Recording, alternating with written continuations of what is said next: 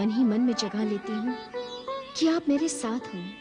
देवी, अब द्वारिका पर विष्णु लोक की छाया दिखाई देगी, जब कृष्ण और रुक्मिणी हमारी और आपकी भांति इसी प्रकार आनंद की लहरों में अटखेलियां किया करेंगे।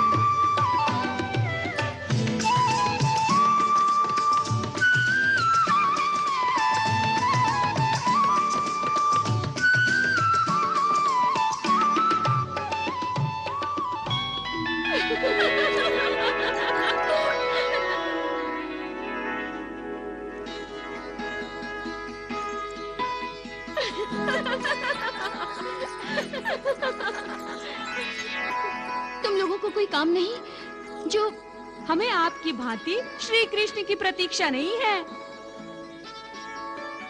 सारे राजकुमार अपनी अपनी प्रियतमा को लेकर रथ पर सवार होकर अपने अपनी नगरी जाएंगे और यहाँ हमारी राजकुमारी समुद्र के लहरों पर सवार होकर श्री कृष्ण के साथ द्वारिका जाएंगी। श्री कृष्ण ने द्वारिका बनाई ही हमारी राजकुमारी के लिए है।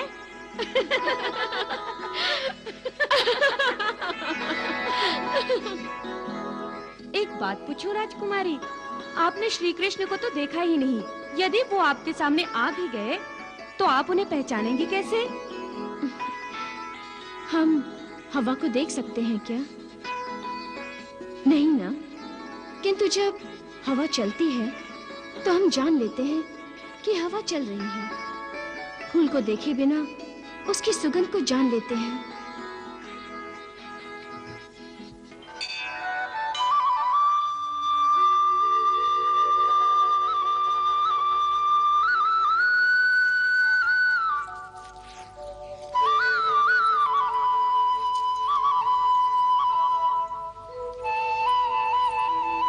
भक्त जब भक्ति करता है तो ये आवश्यक नहीं कि भगवान की मूरत उसके सामने हो। मैंने द्वारकाधीश को नहीं देखा तो क्या, उनकी मूरत तो मेरे हृदय पटल पर छपी है। मैं तो उन्हें तत्काल पहचान जाऊंगी और फिर मन ही मन मैंने उन्हें अपने आप को समर्पित भी तो कर दिया है और उन्होंने मुझे स्वीकार भी किया है। अच्छा, वो कैसे? जब वो मुरलीधर मुरली बजाते हैं तो उनकी मुरली के स्वर मुझे आश्वासन देते हैं, जैसे जैसे कह रहे हो, हे प्रिय, तुम चिंता मत करो, मैं उचित समय पर तुम्हारा पानी ग्रहण करूंगा। अब मैं उन्हीं की तो प्रतीक्षा कर रही हूँ कि एक दिन आकर वो मुझसे कहेंगे, प्रिय, मैं तुम्हें लेने आया हूँ, मेरे साथ चलो। लगता है राजकुमारी द्वारिकाधीश के प्रेम में पागल हो गई है।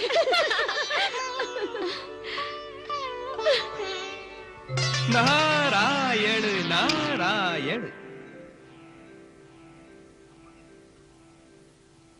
देवी रुक्मिणी की सखी ने सत्य कहा है, किंतु क्या इसे ही प्रेम कहते हैं भगवान?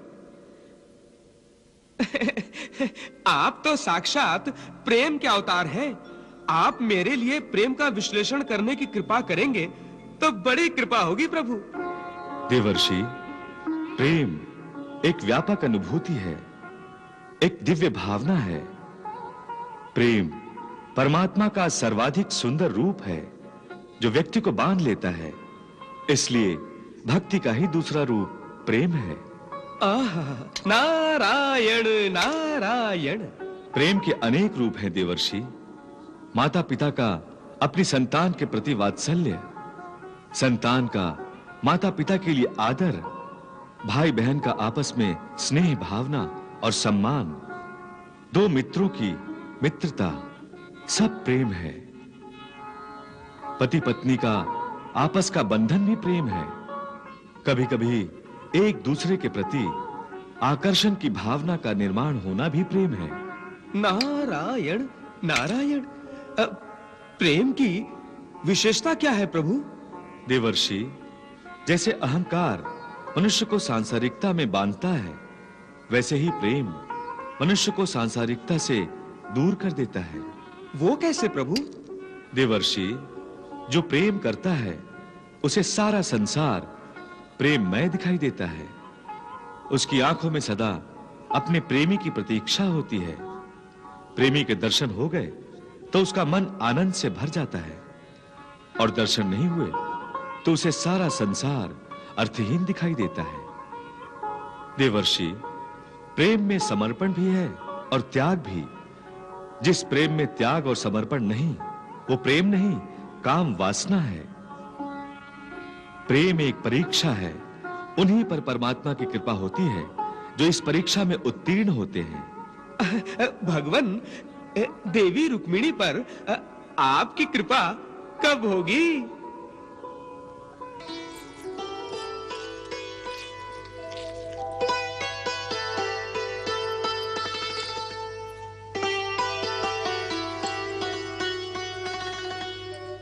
मंदिर जा रही थी।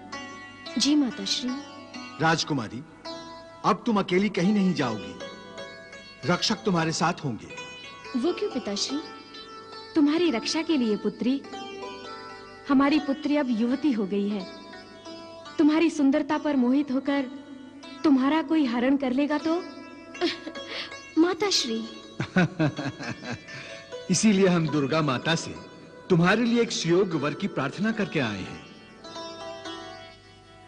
जाओ, तुम भी मंदिर होकर आओ और दुर्गा मां से आशीर्वाद प्राप्त कर लो। युवराज रुक्मी के मगध देश से लौटते ही हम तुम्हारे विवाह के बारे में उससे चर्चा करेंगे।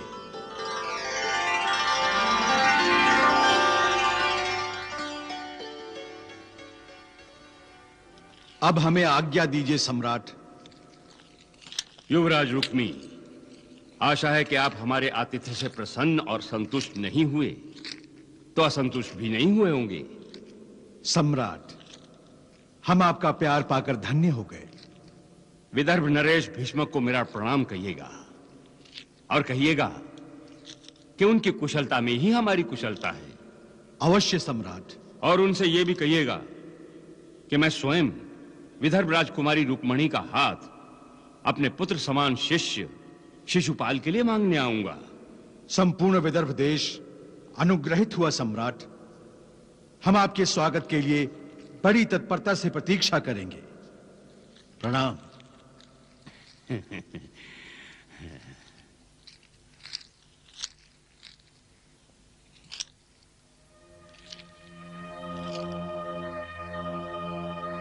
आपने क्या पासा फेंका महाराज? यदि आप स्वयं राजकुमारी का हाथ मांगने जाएंगी तो विदर्भ नरेश आपको ना नहीं कर सकते।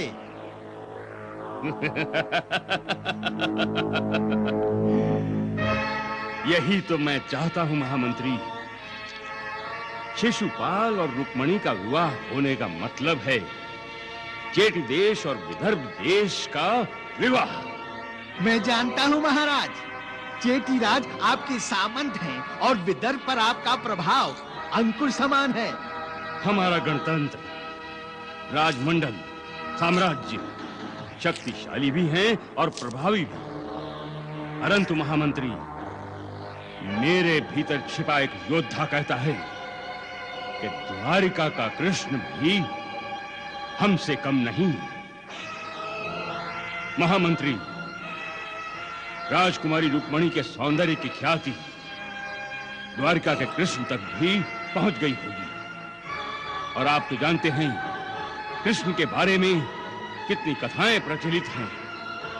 संभावना है कि रुक्मणी ने भी ये कथाएं सुनी हो और उसके मन में कृष्ण के प्रति आकर्षण भी हो गया हो। मैं उस आकर्षण का कोई और रूप बनने से पहले ही शिशुपाल और रुक्मणी का विवाह संपन्न हुआ देखना चाहता हूँ। क्यों संपन्न नहीं होगा सम्राट? अवश्य होगा। मैं कृष्ण की हर सफलता को असफलता में बदल दूंगा। शिशुपाल और रुक्मणी का विवाह होकर रहेगा। हाँ। नारायण नारायण। प्रणाम प्रभु। प्रभु, इतना अहंकार! लगता है जरासंध की मति भ्रष्ट हो गई है, जो वो परमेश्वर के मार्ग में बाधा बनना चाहता है। मति भ्रष्ट ही नहीं देवर्षि, जरासंध जैसे अनाचारी राजा धर्म भ्रष्ट, पथ भ्रष्ट और नीति भ्रष्ट भी होते हैं, और ये तो अनादिकाल से चला आ रहा है। परमात्मा ने सृष्टि निर्माण के लिए विधाता की उत्पत्ति की, और मधुकैटभ विधाता को ही ग्रहण करने चल पड़े थे। हाँ प्रभु। ऐसे अधर्मी विधि के विधान को चुनौती देते समय ये भूल जाते हैं कि वो अपने ही निर्माणकर्ता को चुनौती दे रहे हैं। यही मनुष्य की विशेषता है देवर्षि। वो स्वयं को भगवान समझने लगता है और स्वयं ही अपने विनाश के मार्ग पर अग्रसर हो जाता है। प्रभु, क्या मनुष्य को अपना विनाश ज्ञात नहीं होता? नहीं देवर्षि, यदि उसे ज्ञात होता तो वो अपने विनाश की ओर कभी नहीं जाता। अहंकारी का सिर सदा ऊंचा रहता है। वो अपने सामने सबको तुच्छ समझता है। वो भूमि की तरफ झुककर देखना ही नहीं चाहता। उसकी दृष्टि आकाश पर ही रहती है। विनाश उसे कैसे दिखाई देगा? उसे तो अपने विनाश का मार्ग अपने विकास का मार्ग लगता है। देवर्षि, जरासंध जैसे अहंकारी इतिहास के दर्पण में झांकते ही नहीं। यदि वो झांकते तो उन्हें पता चल जाता कि आज तक कोई भी अनाचारी, कोई भी दुराचारी अपने जीवन के उद्देश्य में सफल नहीं हो पाया है। देवर्षि, जरासंध जैसे अधर्मी को इतिहास से जो बोध लेना चाहिए नहीं लेते, और स्वयं इतिहास का एक पन्ना बन के रह जाते हैं। आपने सत्य कहा भगवान, सत्य कहा। नारायण नारायण।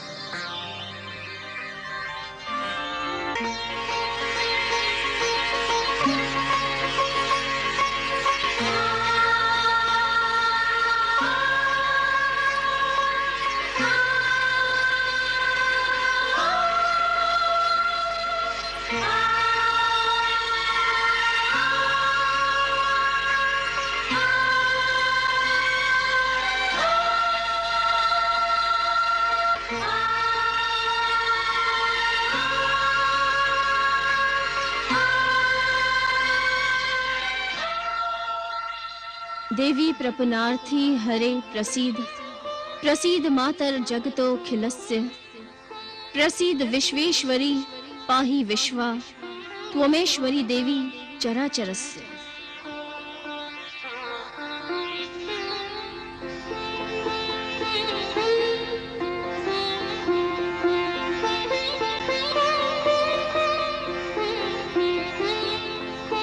हे मां, आप शुभदायिनी हैं, भक्त वत्सला हैं। आपके तो स्मरण मात्र से ही पापों का नाश हो जाता है। आप शक्ति रूपा हैं, रौद्र रूपा हैं और करुणामयी भी हैं। आप अपने भक्तों की कामना की पूर्ति करती हैं। जिस प्रकार किसी भी शुभ कार्य के आरंभ में श्री गणेश जी की पूजा होती है, वहीं पर आपका भी पूजन किया जाता है। हे मां, आज मैंने आपकी स्तुति करके अपने आप को द्वारिकाधीश को समर्पित कर दिया है। मैंने मन ही मन श्री कृष्ण को वर लिया है।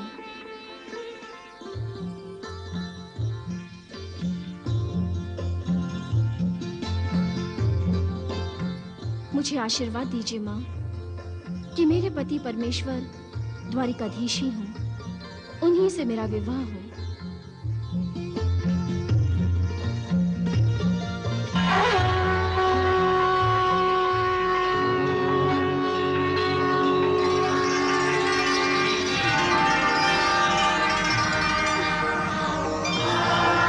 मुझे आशीर्वाद मिल गया माँ, मुझे आशीर्वाद मिल गया। मैं धन्य हो गई माँ, मैं धन्य हो गई।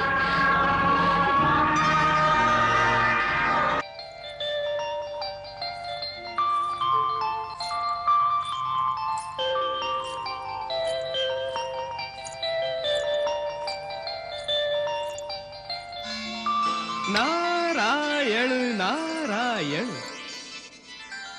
प्रणाम देवर्षि। कल्याणमस्तु। हाँ देवी, अपनी लीला से मुझे भ्रमित मत कीजिए। भ्रमित तो राजकुमारी हो ही गई है, द्वारिकाधीश श्री कृष्ण के कारण। आई नारायण नारायण। देवर्षि, आप इनकी बातों का विश्वास मत कीजिए। ना ना देवी, ना ना, मैं इनकी बातों पर विश्वास क्यों करूं जब आप प्रत्यक्ष रूप में मेरे सामने हैं।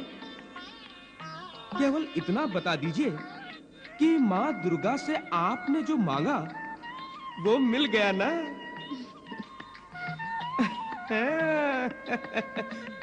बताइए ना देवी, ये ब्राह्मण आपके किसी भी काम आ सकता है।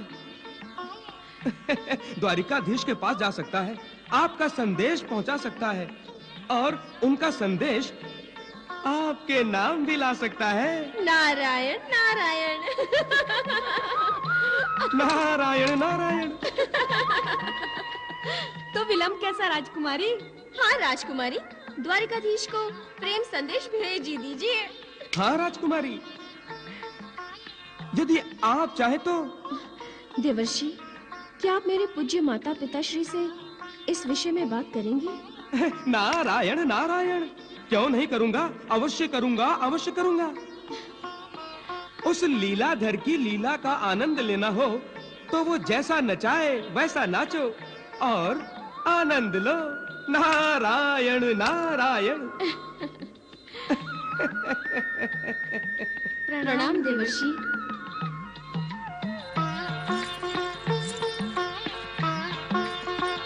क्षमा चाहता हूँ भगवान, न जाने क्यों मन में ये भाव प्रकट हुआ है कि आपके इस नाटक में मैं भी एक छोटी सी भूमिका निभाकर आनंद बटोर लूं। मैं देवी रुक्मिणी के माता पिता के सामने आपके और देवी के विवाह का प्रस्ताव रखने जा रहा हूँ, यदि आपकी स्वीकृति हो तो।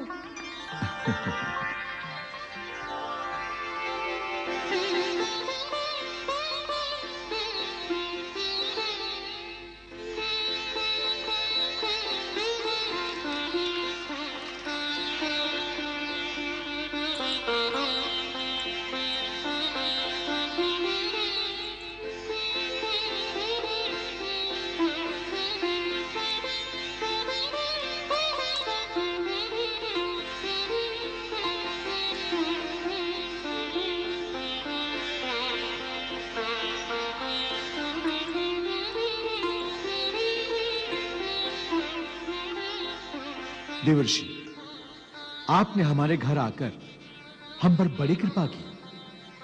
आपके चरण स्पर्श पाकर आज ही नगरी पवित्र हो गई। आपकी नगरी तो उसी दिन पवित्र हो गई थी राजन, जिस दिन आपके यहाँ पुत्री ने जन्म लिया था। आपकी पुत्री तो समझ लीजिए साक्षात लक्ष्मी का अवतार है, और मैं समझता हूँ अब लक्ष्मी के लिए नारायण चुनने का समय आ गया है। मैंने अनुचित तो नहीं कहा? नहीं नहीं देवर्षि, हम भी रुक्मिणी के लिए योग्य वर देख रहे हैं। देवर्षि, आप तो तीनों लोकों में घूमते हैं। समझ गया राजन, समझ गया। आप तो जानते ही हैं, परोपकार में बहुत आनंद लेता हूं मैं, इसीलिए सबकी आवश्यकताओं पर ध्यान देता हूं। आपके कहने से पूर्व ही मेरा ध्यान द्वारिकाधीश श्री कृष्ण पर गया था। उनकी कीर्ति तो आपने सुनी होगी ना राजन? हाँ हाँ, बहुत कुछ सुनने को मिला है उनके बारे में। उनकी कीर्ति, शिशुपन से लेकर आज तक की वीरता के बारे में क्या क्या नहीं सुना है। कुछ लोग तो उन्हें अवतार मानते हैं। हाँ, वही है नारायण नारायण, राजाओं के राजा वासुदेव। आपकी पुत्री लक्ष्मी रूपी रुक्मिणी के नारायण। मैं तो इससे अधिक सुंदर जोड़ी की कल्पना भी नहीं कर सकता। आहा, वाह, अति सुंदर, अति सुंदर। यही विधि का विधान है राजन। आपने बड़ी कृपा की देवर्षि। हम द्वारिकाधीश के पास प्रस्ताव लेकर अवश्य जाएंगे। केवल युवराज रुक्मी को आने दीजिए।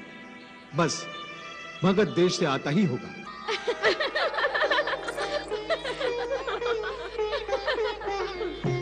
राजकुमारी, द्वारिकाधीश के साथ विवाह की बात चल निकली है तो पूरी भी हो जाएगी। आप ये कुंडितपुर छोड़कर द्वारिकाधीश चली जाएंगी तो हमें भूल तो नहीं जाएंगी?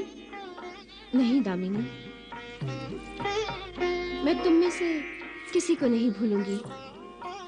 इस समय तो मुझे ये सब एक स्वप्न जैसा लग रहा है। स्वप्न तो पूरा होने जा रहा है राजकुमारी, क्योंकि देवर्षि नारद ने कहा है कि लक्ष्मी नारायण का विवाह हो, ये तो विधि का विधान है।